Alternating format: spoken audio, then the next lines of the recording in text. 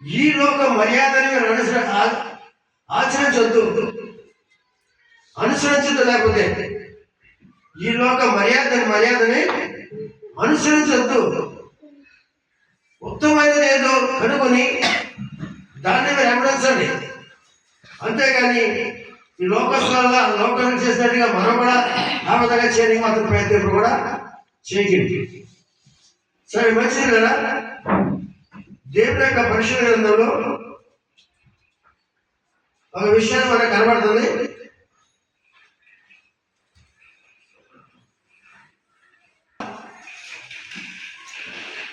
మొదటి అధ్యాయము 26 వర్షం నుండి కొన్ని వర్షాలు చదివితే అక్కడ కొన్ని సంగతులు మనకు కనబడుతున్నాయి. ఆ సంగతులు మనం క్లుప్తంగా మనం ముందుకు వెళ్దాం. నేను ముందు చదివింది ఏంటంటే దినాలు, మాసాలు, ఉత్సవకాలాలు ఈ మీరు అనుసరించి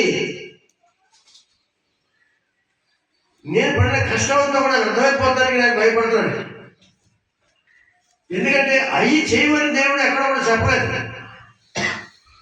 పాత నిబంధనలు ఉన్నాయి పండుగలు, కొత్త నిబంధనలు అలాంటి పండుగలు ఏమి లేవు.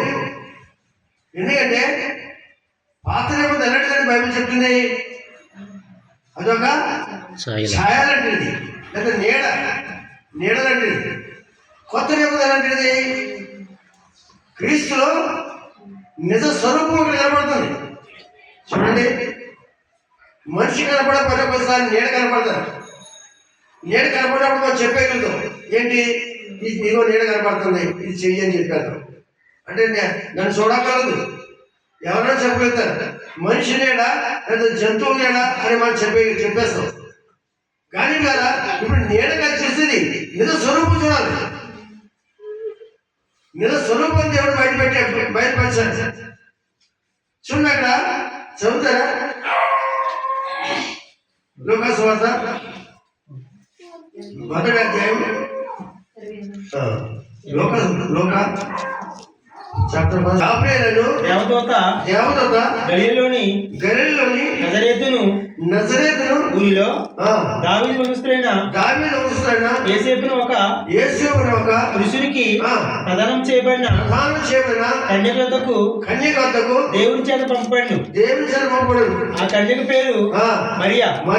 ఆ దూత లోపలికి వచ్చి ఆమెను చూచి దయాప్రాప్తురాలా నీకు శుభం చెప్పించాలి. మీరు తర్వాత 8 వచ్చిన వరకు 38 వచ్చిన వరకు చదువుకోండి.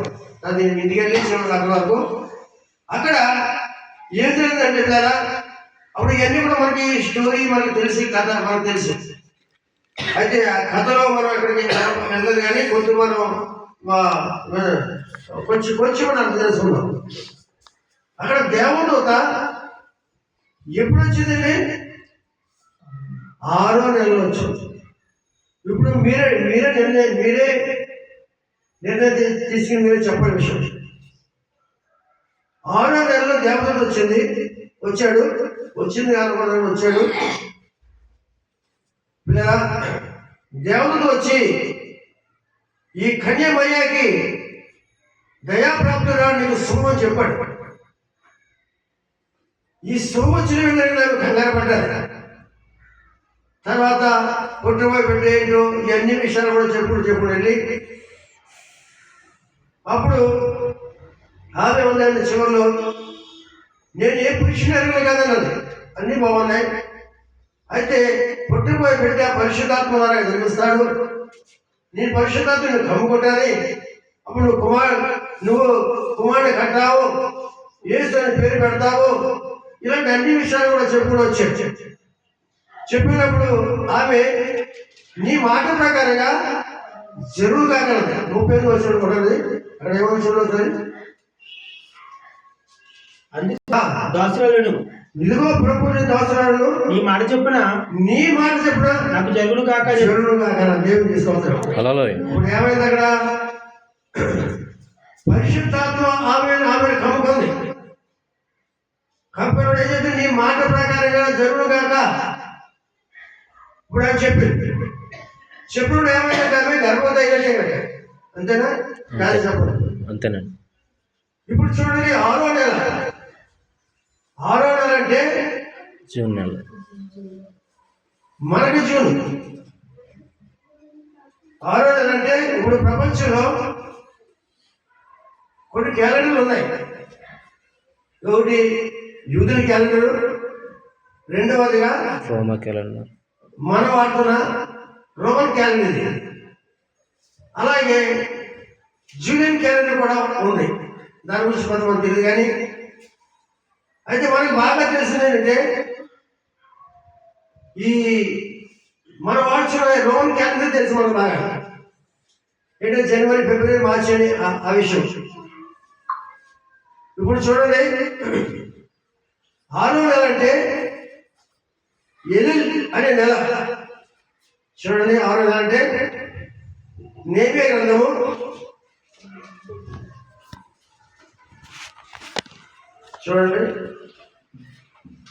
15 వచ్చింది. 25వ దినమందు అనగా 52. సరే, అంటే ఆరో నెల ఏంటంటే ఎల్లుల్ అనే నెల అనమాట. ఇప్పుడు చూడండి, మనకైతే ఎలా ఉందంటే 12 నెలలు ఉన్నాయి.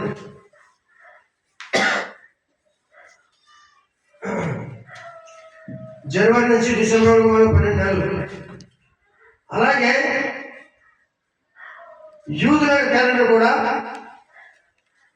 అబీబ్ నెల నుంచి ప్రారంభమవుతుంది. ఎక్కడి నుంచి? అబీబ్ నెల నుంచి ప్రారంభమై అడర్ నెలతో ఆకారం 12 నెలలు. ఇందులో ఈ మొదటి నెల అంటే అబీబ్ నెల. ఈ అబీబ్ నెల అంటే మనకు తెలుసు బాగా, ఇజ్రాయిల్ ఐగుప్తు నుంచి బయటకు వచ్చిన నెల అది. అయితే మొదటి నెల అబీబ్ నెల. అయితే గారా, ఇప్పుడు మనకి మన క్యాలెండర్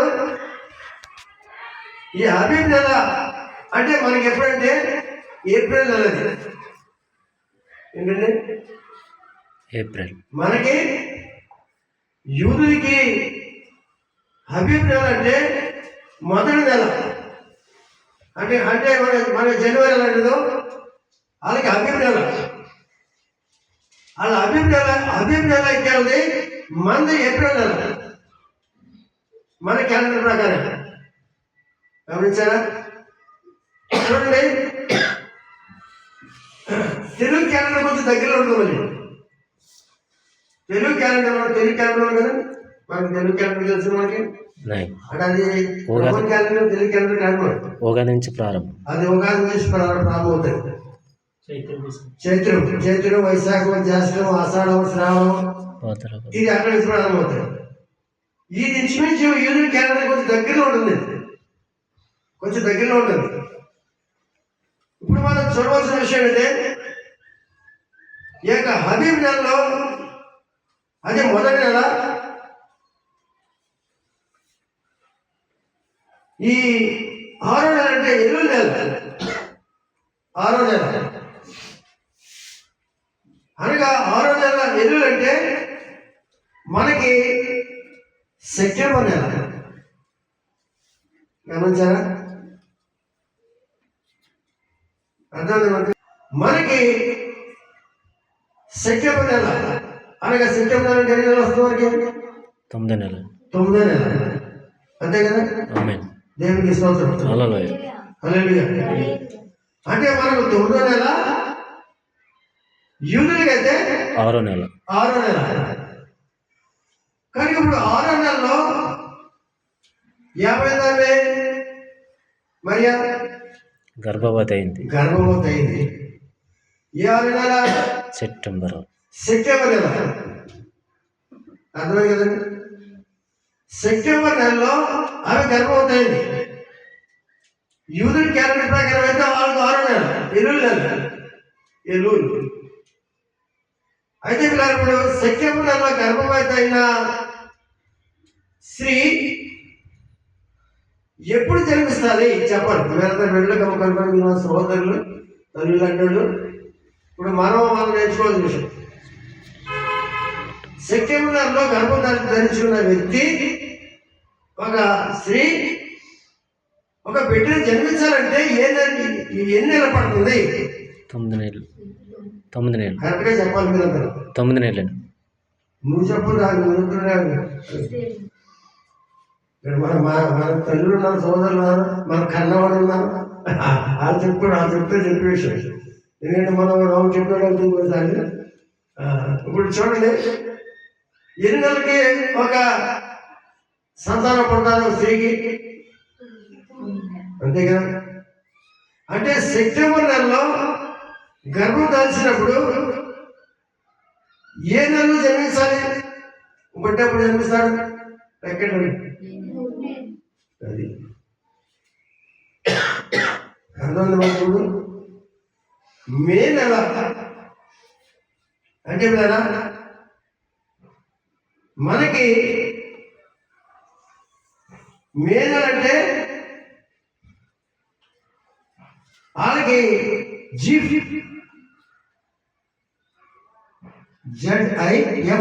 అంతే కదా, జీఫ్ అంతేనా?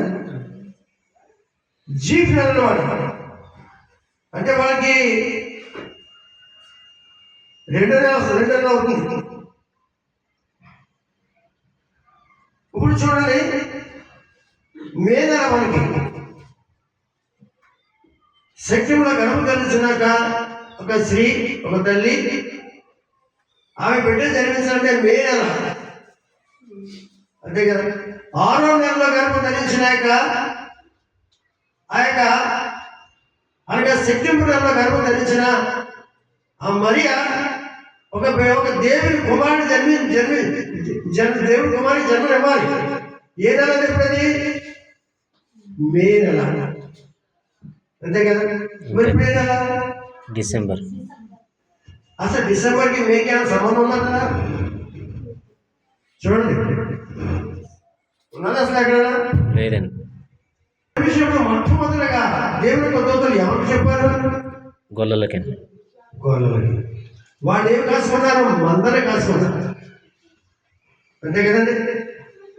మందన కాసుకున్నారు, మంట కాసుకుంటున్నారు.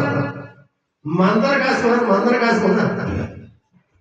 కానీ మనం కొంతమంది మంట కాసుకున్నట్టుగా చూపించేవాళ్ళు కొంతమంది ఉన్నారు. కాదండి, గమనించండి. ఇప్పుడు ఈ సంగతి మనం తెలుసుకోవచ్చు ఏంటంటే, మందలు ఎప్పుడు పొలంలో తీసుకెళ్తారు? వేసవికాలం కన్నా ఖచ్చితంగా కనబడిపోతుంది. ఇదివరకు ఇప్పుడంటే మందలు కట్టలేదు పొలాలు ఉంటాయి.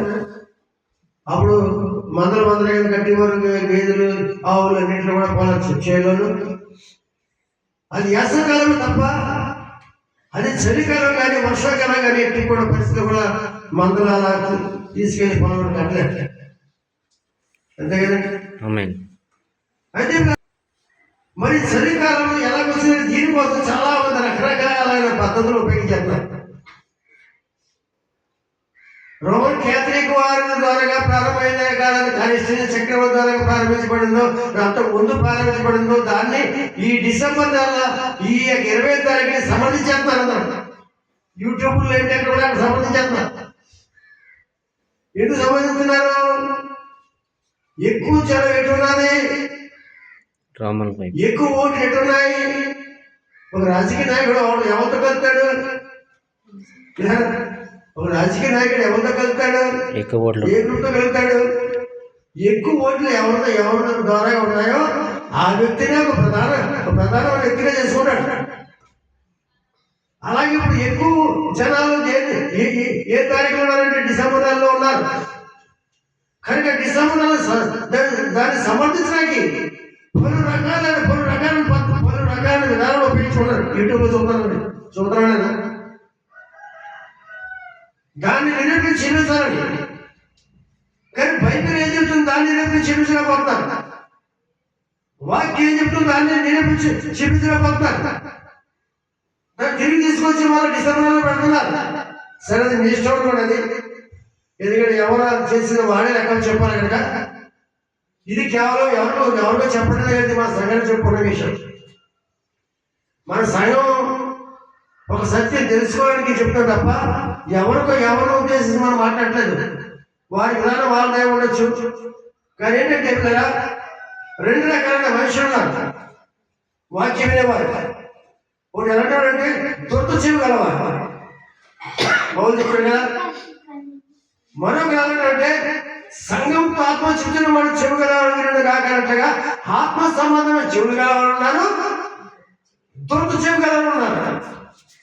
అంటే అనుకూలమైన బాధ కావాలంటే అనుకూలంగా పోవాలి. అందరూ చేస్తారు మనవాళ్ళు చేద్దాం, అందరూ చేస్తారు మనవాళ్ళు చేద్దాం అని దానికి వ్యతిరేకంగా చెప్పే మాత్రం నచ్చదు. వాళ్ళకి అలా నచ్చదు. కానీ ఆత్మ సంబంధం చెవులు కలుగుకునే వాళ్ళు ఎలా ఉంటారంటే దేవుని వాక్యం చెప్తున్న దాని మీద దృష్టి ఉంటుంది.